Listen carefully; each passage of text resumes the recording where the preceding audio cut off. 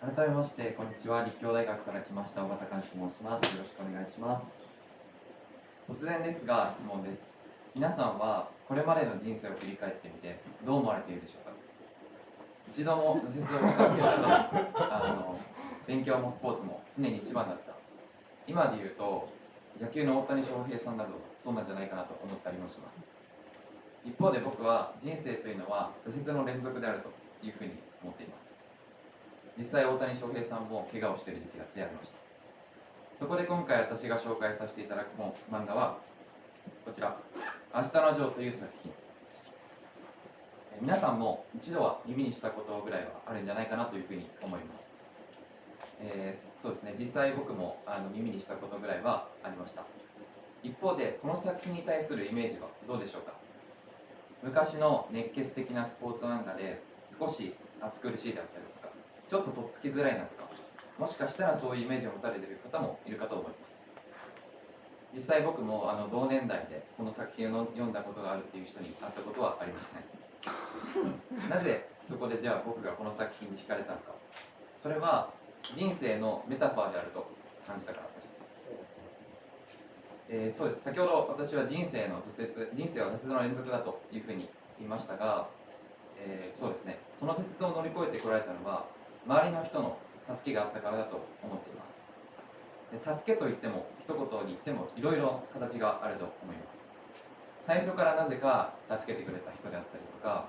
バカなことをしてなんか辛いことも一緒に乗り越えられる友人のような人、あとは因縁のライバルだけど実は自分の成長に一番つながった人など、形は様々だと思います。話はこれだけではないです。その助けてくれる人がいたとして、じゃあ全員が幸せになっているでしょうか。完璧な人生だったと言えるでしょうか。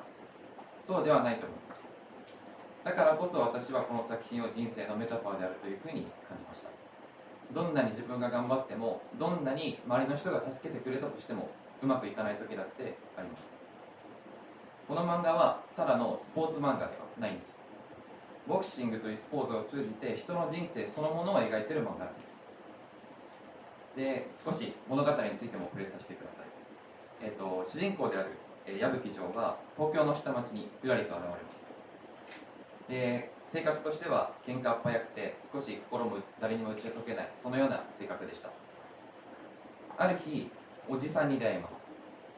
そのおじさんである丹下段蔵は城の喧嘩を見て自身が成し得なかったボクシングのチャンピオンという夢を重ねます。ジョーに対してボクサーになるように心がけ促すんですけれども、ジョーは最初全くボクサーになりたいとは思いませんでした。なんなら犯罪や、喧嘩を繰り返してしまいには収容所みたいな少年の、刑務所みたいなところまで送られてしまいます。しかしそこでジョーの物語は大きく動いていきます。圧倒的なライバルである力石哲也に出会います。で、喧嘩に負けてしまうんですね。そこで、ジョーの物語動いていくんですけれども、じゃあ、そうですね、その中でジョーがどんどんライバルと出会っていって成長していくっていう物語です。で、そこでじゃあなぜそこでまたただのスポーツ漫画じゃないかっていうふうに思われた方もいるかと思います。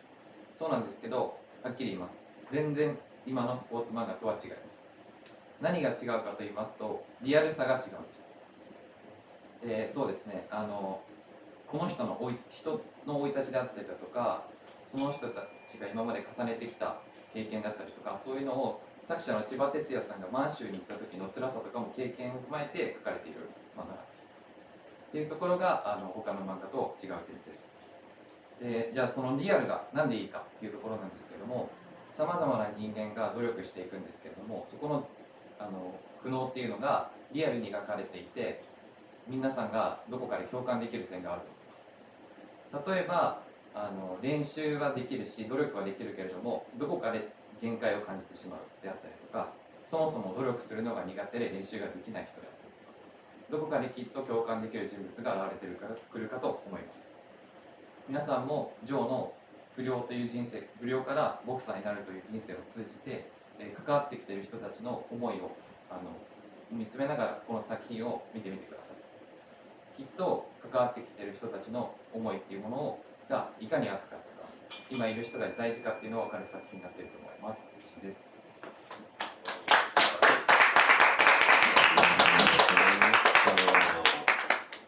なんか私の目の前には下の同世代の方も何名かいらっしゃるんじゃないかと思うんですけれども、いや、なんかちょっと隙がないプレゼンでしたが、皆さんちょっと質問したいことございますでしょうか。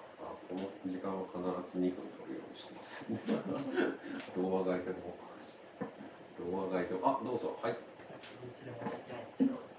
ありがとうございます。なんかめっちゃその人生のメタファーっていうところが本当に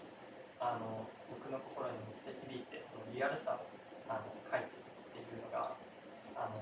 わってきていいなって思ってで質問なんですけど、なんか就活の質問みたいでなんかめっちゃ申し訳ないんですけど、なんか挫折を書いてるっていう描いてるっていう風にお話しされていたので、なんか人生の中でその尾形さんの中で今まで大きな挫折みたいなのがあったなと思ってでそれをなんかどういうふうに乗り越えたのかなっていうのを結構長くなってしまうので少し端的に言うと一番の挫折と考えているのは大学受験の時なんですけど、というのもコロナ期間で自宅療養期間で学校も行けないでずっと大学受験勉強を家でやるっていう状態だったんですよ。で友達とも連絡取らないで、自分は結構黙々とやりたいタイプだったんで家で一人でずっと黙々やってたんですよ。そしたらある日なんか気持ち悪くなってしまってご飯も食べれなくなってしまうんです。で体重もめっちゃ落ちてっていう経験が一番の挫折で、この作品を読んだのはその後なんですけど、今振り返って見てみると、この作品の中にも、あんまネタバレになるとあれなんですけど、減量ってボクシングの中で結構大事な場面なんですよ、シーンでして、その減量するのもめっちゃ命削ってるんですよ。その命削ってる登場人物たちがいて、実際ここでうまくいったりいかなかったりとか、なんかそういうところもあったりして、やっぱ頑張るけどダメなんだなっていう時もあるっていうのを今は受け止めるというか、他に頑張れるところを探すというか、そういう視点にはつながったのかなと思います。ありがとうございます。はい。では最後に一番印象に残ったセリフがあったら教えていただいて、それで終わりにしようかな。そうですね。やっぱり読み始めた印象が最初のところ強くて、最初に、ジョーはめちゃくちゃ不良だったんですけど、そのジョーを見てそのおじさんが放った言葉です。それが、お前の目は明日を見つめる獣の目だっていうふうに言ってました。でこの目がなんかただの不良じゃねって最初思ったんですけど、後々ストーリーを見ていくと、なんかその獣っていう意味が分かってくるというか、ちょっと人間の泥臭さであったりとか不器用さであったりとか、なんかそういうところを言ってたんだなって思うとって思ってるので、そのセリフが好きです。ありがとうございました。それでは小畑さん、ありがとうございました。